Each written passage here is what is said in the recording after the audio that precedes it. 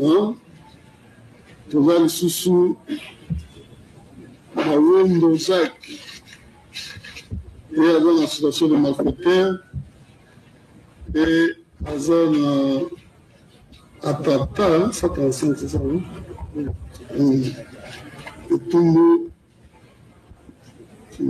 parce que là, vous, on vous dit que vous avez envie de planifier des attaques contre la résidence de l'honorable Vital Kamere, alors VPN de l'économie nationale et le palais de la nation, mise à la disposition de Christian Malanga, une Jeep de marque Hyundai, taxon matriculé 5260 BH01, dotation de la mer. Donc, c'est pour cet acte-là que on vous a associé à Tantaouama et surtout à la paix. On dit de nouveau que c'est lors de la réunion de crise organisée le 19 mai 2024 à laquelle il a participé à sa qualité de conseiller principal de l'âge de la mer, porté une chemise à carreaux identique à celle portée par lui dans la photo prise avec Malanga. Hein? Là, la photo, Milamba, Christian Malanga,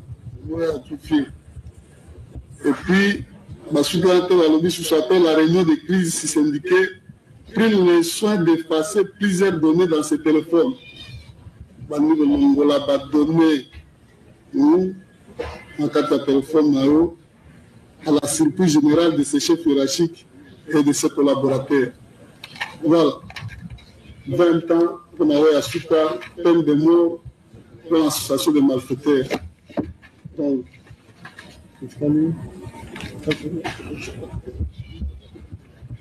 j'ai une licence en criminologie de l'Université de Liège.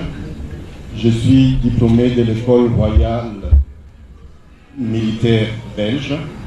Je suis aussi détenteur d'un brevet de hautes études de sécurité et de défense de l'Institut royal supérieur de défense belge, où je donne régulièrement des séminaires chaque année sur la réforme des services de sécurité en Afrique. Ok. Le dernier diplôme, c'est? Le dernier diplôme, c'est hautes études en sécurité et défense de l'IRSD, l'ancienne école de guerre de Belgique. En quelle année? En 2016. Votre profession? Je suis conseiller, jusqu'à mon interpellation, j'étais conseiller principal de l'AG de la NER sortant. Mais j'ai aussi d'autres... Attendez. Conseiller principal? Chargé de réforme, de la réforme de la NER, de l'AG sortant.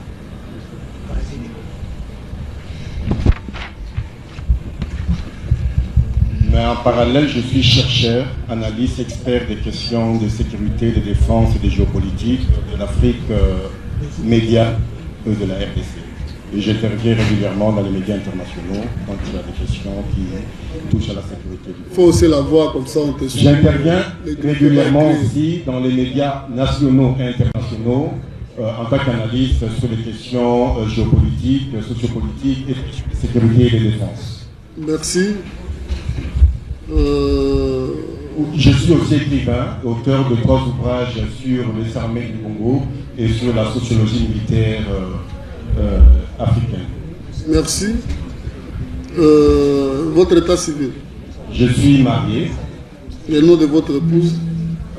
Kayembe Ndaya Nathalie.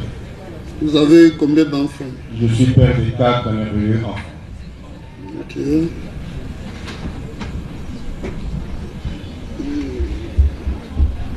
Religion? Protestant. Bonjour mesdames et messieurs, bienvenue sur votre émission Place au Wapitoua Kakosolola. Coup d'état raté, ma révélation est comme c'est Kobima. Lobby ezalaki procès à Bassayan au Wapi, ba mekaki koboma le président de la République Félix Antoine Tshisekedi. Peine de mort kiti sikoyo. Nous pensons que peine de mort wana il faut être à la peine de mort au boye biso. Il faut être à la peine de mort moko o bazo mériter pendaison totale. Ils ont mérité pendaison parce qu'ils ont essayé d'assassiner le président de la République. Alors, il est hors de question. Il est hors de question. To condamner bango, basalara boloko. Parce que en ce moment, les États-Unis est en train de réclamer, coûte que coûte, libération des Américains au roi qui arrêté. Donc aujourd'hui, les États-Unis, bazawana pour soutenir, déstabiliser le président de la République. Mais parmi bato oyo wapi baza ba complice, parmi bato oyo wapi ba faciliter qui le coup d'état en question, ils ont moto moko oyo wapi, il faut qu'il soit arrêté, il faut l'interpeller, il faut qu'il soit arrêté, il faut que non moto wana paye pe aleka devant la barre. Yé pending azabongo azo mérité peine de mort. Parce qu'il a facilité c'est qui encore? Nous allons en parler. Mesdames et messieurs, l'Est de la République, à l'Est du Congo, le M23 va neutraliser. Et puis, chose grave, de l'autre côté, Kagame Malili Nanzoto. Procès o esalamaki lobby ya basanya o balukaki koboma Tshisekedi. Na Kigali kune ezalaki matanga. Pourquoi ezalaki matanga? Bamoni ndenge nini ba kozala condamné, bamoni ndenge nini ba ko avouer, batangi ba kombo mesdames et messieurs. Na ko rassurer bino batangi ba kombo. Alors ndenge batangi ba kombo bongo. Les personnes citées dans ce coup d'état ba kozala aux arrêts. Donc, tolérer bêtises, mesdames et messieurs. Parce que ceux qui continuent à tolérer bêtises, cela veut dire que nous avons poussé notre président de la République. Le président a sa Congolais sourire. Le président a sala bolam où il y a peuple congolais. Il est hors de question. Il est hors de question, je vous dis. Alors, mesdames et messieurs, en ce moment, de l'autre côté, Batu ya Kabila bako sala pe magui na bango bako sala nyonso ko yuko sala. Alors toko banda na kotanga ba information oyo pona koyeba na ko rassurer population parce que en ce moment ndenge beaucoup kolanda biso mesdames et messieurs, Burundi quitte l'EAC. Pourquoi Burundi a longwe na kati ya EAC? La complicité o ezalaki ya William Ruto par rapport à la déclaration na ba déclaration moko o esepelisa ki même pas mokonza mboka ezalaki ba déclaration moko pona ko lakisa na monde entier mobimba comment est-ce que le Kenya aujourd'hui est en train de participer na complot o ezali ya koyeba na ko bebisa la République démocratique du Congo. Alors, mesdames et messieurs, Burundi, à non, ceux qui déjà beaucoup comploté contre la RDC. Le lot lobby pe boye, donc surtout pe boye, tout à l'heure pe boye, beaucoup peut se comploter contre Burundi. Alors, il est hors de question, on a continué toujours qu'au soutenir l'EAC, donc qu'on participer toujours dans kati ya l'EAC. Il est hors de question. Yango bomoni Burundi a annoncé de part na kati ya l'EAC. Même le président de la République a apprécié qui déclaration à William Ruto. William Ruto oyo wapi azalaki appelé babengaki et pas ya nani et pas ya Joe Biden. Joe Biden avait dit quoi? Joe Biden a salaki nyon surtout pour na koyeba na kena ko corrompre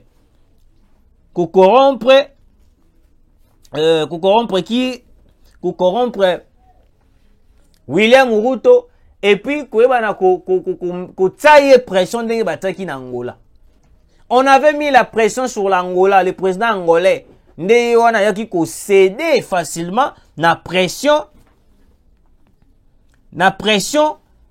ya États-Unis et puis ayaki kondima ko kotela biso banyangala kata o bakotela ki biso o banga bakotela biso na plan ya nini ya refoulement. La question qui se pose est Zalinine. En ce moment, le président de la République azali face yabato oyo ba ko luka ko eba na ko déstabiliser l'organisation ya EAC wana. Nde yango lelo omoni bakomi ko luka ndenge nyoso tu comment est-ce que bazana biso mais ba ko compléter les sous contre biso. Écoutez, l'EAC, la République démocratique du Congo, boude les sommets virtuels des dirigeants de l'EAC. Selon les informations, Félix Tshisekedi serait retiré de la réunion protestant ainsi les propos tenus il y a peu par le président William Ruto du Kenya sur la guerre dans l'est de la RDC. Ba propos oyo William Ruto abimisaki na États-Unis devant Joe Biden pour dire que non te problème ya RDC za lango problème ya kutu ya mando kité eza lango problème moko facile eza lango problème moko léger eza lango problème moko isifika ka ba kende ko négocier et puis c'est tout. Et puis chose grave oyo ezalaki que non to moni na ba Kenya na ba Kenyan na kati ya M23. Donc cela veut dire que non, même le Kenya aujourd'hui est en train de comploter. Et le Kenya aujourd'hui va participer avec le M23 pour déstabiliser la République démocratique du Congo. Est-ce que vous comprenez, mesdames et messieurs? Est-ce que vous comprenez la réalité? Écoutez, il faut signaler que depuis le départ de l'ancien président Uhuru Kenyatta du pouvoir, les relations entre le Kenya et la RDC sont devenues fragiles. Depuis kaka Uhuru Kenyatta alongwa la pouvoir na Kenya, nyonso tu ekoma nango kaka mbilinga. Parce que William Ruto aujourd'hui est en train de faire akosala besoin to akosala baposa baposa to lobi yango lingala akosala baposa ya Joe Biden parce que Joe Biden a minute oyo ana posa te pays moko et banani ni ko soutenir la RDC parce que ceux qui a moni kaka pays moko ko soutenir la RDC pona bango ba yebi que non ceux qui to ba soutenir RDC cela veut dire que non la RDC a koyeba na ko anéantir le Rwanda.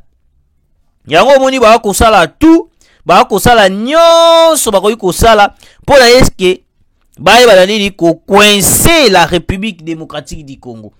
Yango moni tout le pays oyo ko porter les biso ko porter les biso soutien bango wana ba ko luka ko déstabiliser.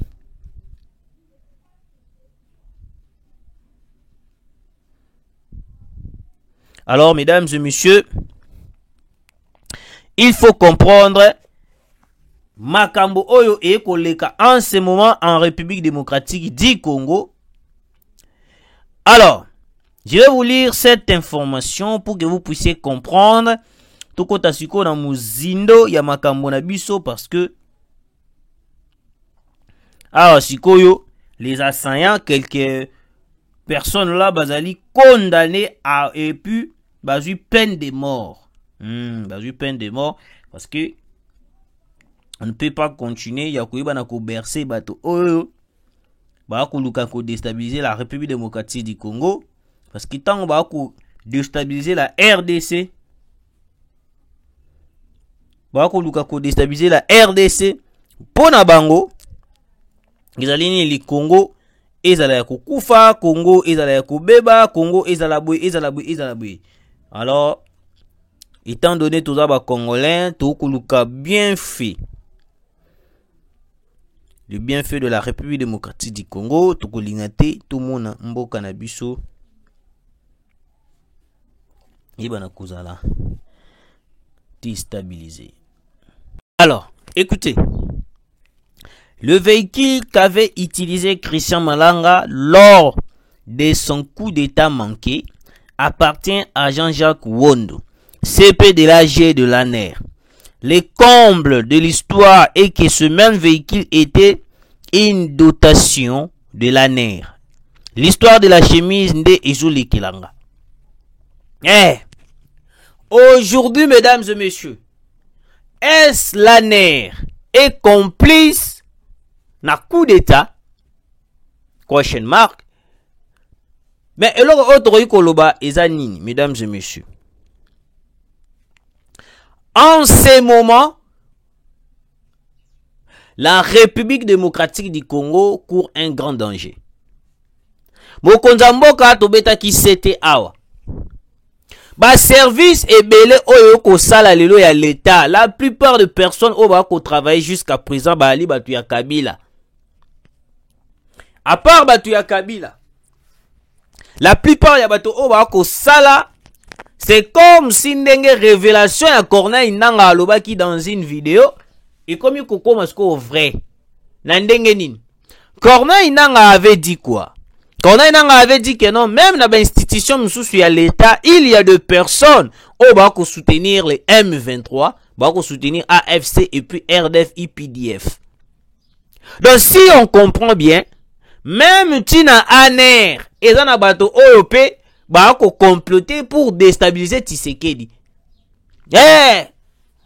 Parce que pour na bango, à lire au Tshisekedi ako memela mboka eza à lire moko ya koyeba na ko déstabiliser ma plan na bango. À lire au Tshisekedi ako memela la République démocratique du Congo eza ya ko bebisa to ya ko coincer ba complot na bango. Parce que Tshisekedi ako tikala toujours ferme contre les décisions de la communauté internationale, contre les décisions ya ba Union européenne, ya ba occidentaux. Parce que bango souci na bango ezali nini? Tshisekedi, il faut nini aïba qu'on négocier avec les M23. Ce n'est pas pour rien que Tshisekedi a pris la décision de quitter l'EAC. C'était pourquoi? Parce qu'il a vu une complicité au salami na katia EAC. On a presque tout le pays dans la katia EAC. Bango nyo, son ba pays nyo dans la EAC. Bango se comploter contre Bissou. Da bali pena mbisi moko oyo wapi les États-Unis atie bango maboko pour ba nani ko luka ko déstabiliser biso. C'est grave, mesdames et messieurs. C'est grave. Est-ce possible de continuer toujours ya ko yeba nani kozala na bonne relation avec le Kenya, avec Congo Brazzaville, avec l'Angola? Je ne pense pas. Je vous dis que non, je ne pense pas. Parce que ce sont des pays où wapi à tout prix bako lukanini ko yeba ko déstabiliser la République démocratique du Congo. Toko continuer te ya ko vivre kaka boyela ba pays wana où wapi bako luka ko déstabiliser biso. Si le président de la République a décidé de quitter l'EAC, c'est parce qu'il a compris que même William Ruto a lobby en clair. William Ruto a ali tellement il est tellement impliqué dans le dossier à est de la République de façon que non ceux qui yomoro vandi botalo bité. Ah vraiment, ils savent très flou. Ah vraiment, ezaboye. Mesdames et messieurs, véhicule au ezalaki ya Jean-Jacques Wondo. Le même véhicule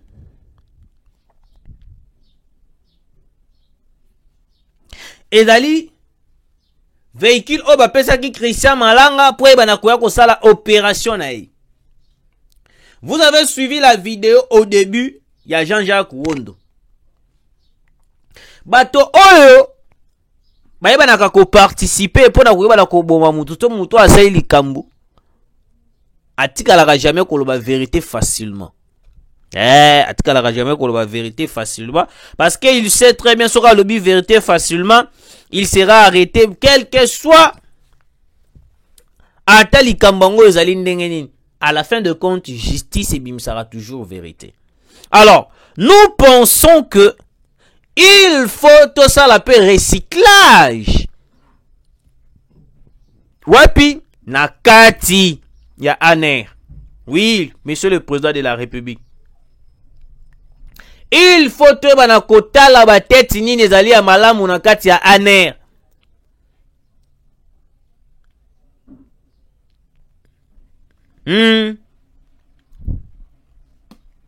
Parce que nous risquons de voir même na kati ya ANER bato mususu ba comploter contre le président de la République.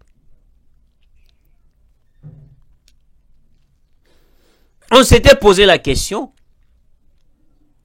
Basayana bakati Brazzaville ndenge nini baye bakomi ko utiliser mutuka ya Jean-Jacques Wondo ndenge nini.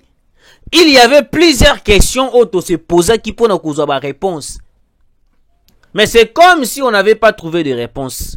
Oh kokaki ko pesa biso ta moi esengo.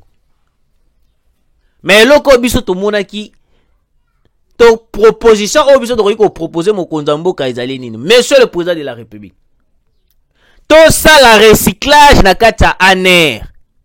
Parce que ba tête mususu ezali na kata ANER.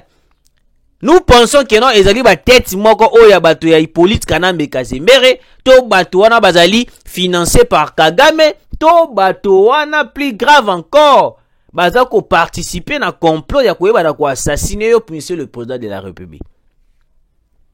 Ba agent DGM n'en parlons même pas. Et dans la rara politicien moko asali gaffe mais okoki omona bo akimeli nzela Brazzaville akimeli nzela ba Congo akimeli bo. On se pose la question ba agent DGM na musala na bango ya kanini ou soit bazalaka corrompu ou soit bango pe bazalaka na kati ya baku o elekaka na kati ya mboka na biso. Monsieur le président de la République, nous devons changer l'équipe même il y a ANER même il y a ba DGM. Parce que na lire auto ko kendele. C'est comme si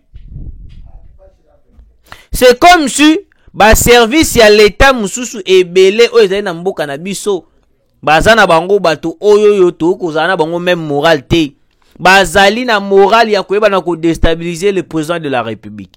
Bazali na moral ya koyeba na ko assassiner monsieur le président de la République. Parce que on ne peut pas croire comment est-ce que la voiture qui est utilisée par Christian Malanga est dans la voiture de Jean-Jacques Wondo. Cela montre clairement que non, il y a une complicité même dans Kata ANER. Il faut à tout prix changer la tête dans la Kata ANER. Et puis tant que tu changer, tout ça la nomination pour nous sala. Il faut tout l'andela la nomination. Il est de père et de mère. Oui, to tiewana. Est-ce qu'il y a un souci à Mboka? Ok, to tiewana.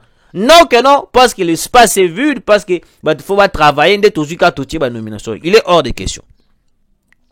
Alors, écoutez. Les villages de Kiagala, Lusuli, Mirangi et Igobora dans les groupements de Bouito passent sous contrôle de nos forces loyalistes FARDC. Les terroristes rwando-ougandaises, RDF UPDF, agissant à travers l'air supplétif M23 AFC, ont abandonné des armes et munitions dans l'air fuite. Opération Vengeance du Léopard. Ba pakati bambangu le M23.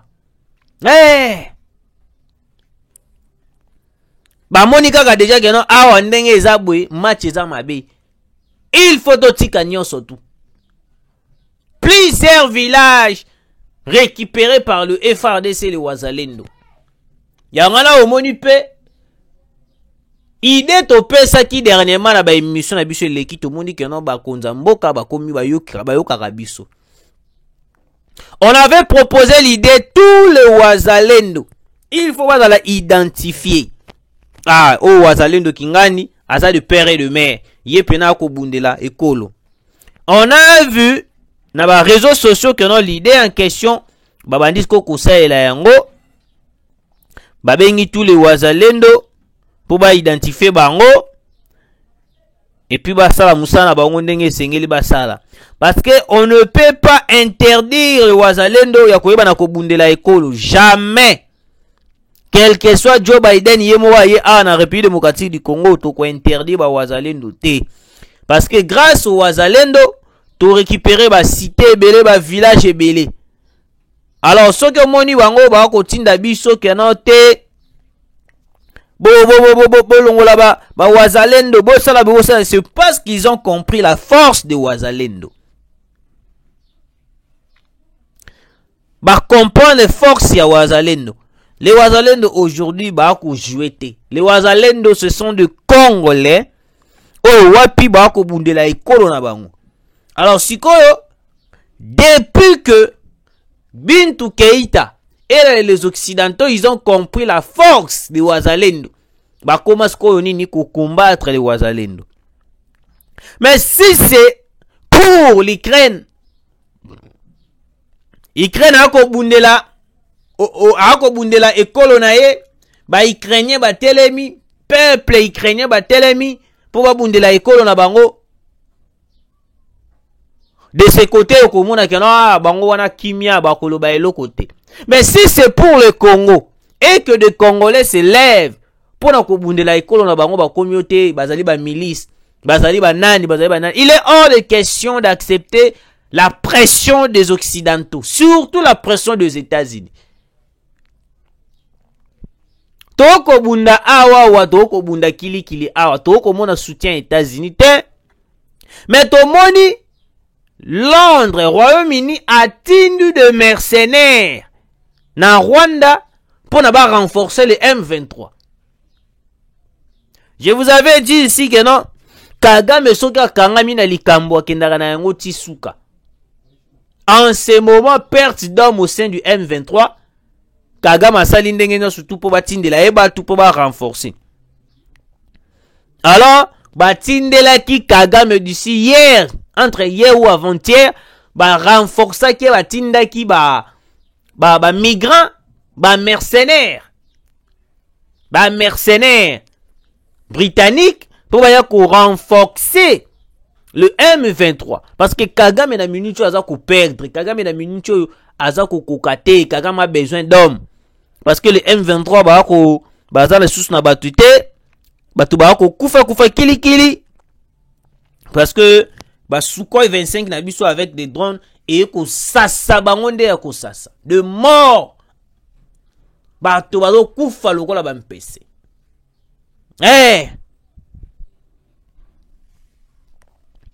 Jean-Jacques Wondo risque la peine de mort. Jean-Jacques Wondo a risqué peine de mort parce qu'il a comploté pour déstabiliser la République démocratique du Congo en assassinant le président de la République. Ils ont essayé d'assassiner le président de la République. Nous pensons que non, il mérite la peine de mort. Place wana idem tous eloko msusu ya kolobeza te.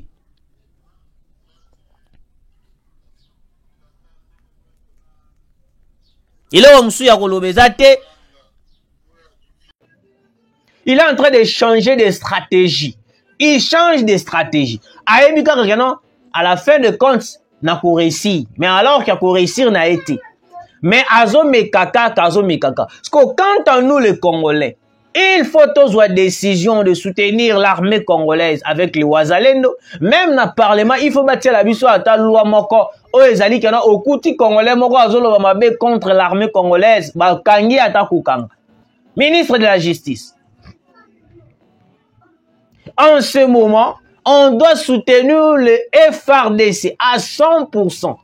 Toi qu'on attend que notre lobakanote le lo ko soutenir yelo mina ko soutenir soko ko finga na armée finga na ndako mais tant que tu es dehors et que policier moko ayoki ko finga armée na biso il faut ozwata mukamati pour na Rwanda batie loi ko soutenir ba rebelle o ba ko bundisa biso bango pona bango keno ba territoire wana ba ko mona na est ba ville wana ba village wana ba cité na pona bango ezali ya bango alors que biso ba congolais misusu toza na distraction ya baba, toza na distraction ya makamusus, mais alors que le Rwanda a kosa la complot, a kosa la réunion mubimba pour koyeba na koboto la biso mabili.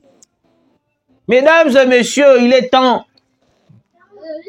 Il est temps de laisser nyonso tout au salaka. Ba divergence na biso nyonso tout au tika yango. Total a le bon côté de l'histoire. Total a le bon côté. Comment est-ce que nous allons arracher le pouvoir? Oh, wapi Kagame akoluka.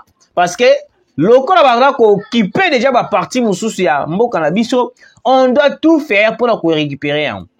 Les Wazalendo nous avaient promis balobaki que non, coûte que coûte. Tokoyeba la ko récupérer Bunagana. Bauti ko beta kelelo o Bunagana.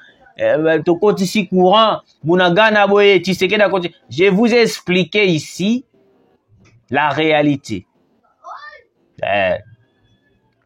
Ba parti au bomoni ba Bunagana wana, il y a des Congolais de père et de mère au Bavandakuna. Alors le cas des Congolais de père et de mère au Bavandakuna, il est hors de question gouvernement akata mai to akata électricité. Parce qu'il y a aussi des Congolais de père et de mère bazali na Bunagana. À part ba Rwandais ou ba koti na ba Ougandais. Mais il y a aussi des Congolais. Il y a là au monde pendant la guerre. Tant que tu frappes à Kabango, tu t'en pe compte. Il y a population na biso. Tu vois qu'on frappe quand tu frappe là pour tomber ta gare mongo na te. Tu as risqué de ma population na biso. Il y a au monde ka moi ba recul moko ezala rapide moi moki.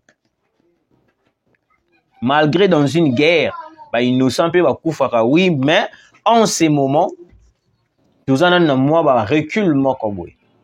Contrairement à tout ce qui s'est dit que non te Bunagana ba côté courant le M23, c'est faux. C'est faux, je vous l'ai dit.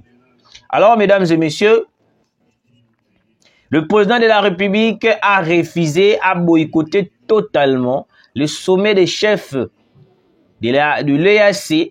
Parce que c'est un complot déjà bien élaboré par la communauté internationale. La communauté internationale avait bien préparé les choses pour déstabiliser Tshisekedi.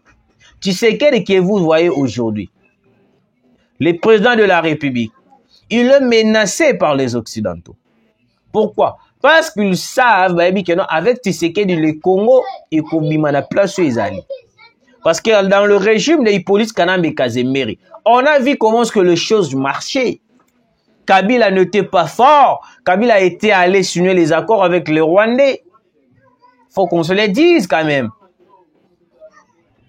La chose que Tshisekedi a kolinga ko salati. La chose au président de la République a kolinga ko salati. Parce que pour le président de la République Félix Antoine Tshisekedi, il est bon de combattre mon monde to benganaye et plutôt gagner terrain que to sa faiblesse na biso ko kende ko signer bako. Kabila était faible. En signant les accords montre très bien que non Kabila est le faible. Parce que moto ya makasi akendagate ko fuka melaba ya ko bundisa e. Moto ya makasi akendagate ko fuka ma pona moto ya ko bundisa e. Moto makasi atelemaka na position na ye akobeta akobunda ti ako récupérer territoire na ye. Mais avec Tshisekedi c'est le cas ya koyeba la kobunda to benga na mongona. Mais avec Joseph Kabila n'était pas le cas. Avec Joseph Kabila il était allé signer les accords avec le Rwanda. Jango bo mona ki keno guerre ezo qui pose guerre ici la guité mais guerre ezo qui pose. Il paraît que Kabila il était militaire. Mais on se posait la question. Il était militaire dans quelle forme? Parce qu'un militaire, c'est faux. On a compris que Kabila n'était pas militaire. Kabila était seulement Moutoumoro Bouika Kabouy par-ci par-là à Kosa Mankambounaï. Si réellement Kabila était militaire, mais le mot cannabis au RDC et bêta les M23 même au Rwanda n'a pas de pour Bozibo c'est déjà militaire à Katiambo et à la tête du pays. N'erani ne sous a qui négocier d'accord. Parce qu'un civil azo diriger mboka a kobeta sko Kagame a kobeta les M23. Côté wana R moko to mitu na ba question. Côté wana to se posera plus centaines de questions. Côté wana to vanda to ko raison to bi est-ce que Kabila était militaire. Réellement, est-ce que Tshisekedi attends vraiment civil? Tomitou n'a pas de question. Parce qu'on n'arrive pas à comprendre que non, Tshisekedi est militaire, mais à Rwanda, le Rwanda, moi, la mouké. Alors que, avec Joseph Kabila, il avait qu'à une histoire. Il avait qu'à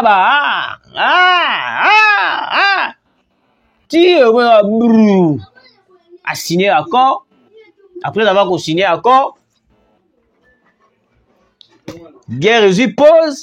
Allez, Olive Lemba Kolekana Itandoike faisant des déclarations en disant que non, Kabila avait terminé la guerre avec un simple stylo.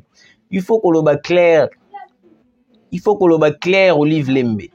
Kabila a signé sa guerre pour signer un accord avec le Rwanda, minéré qui n'est pas la communauté internationale et puis pas Rwanda. C'est clair.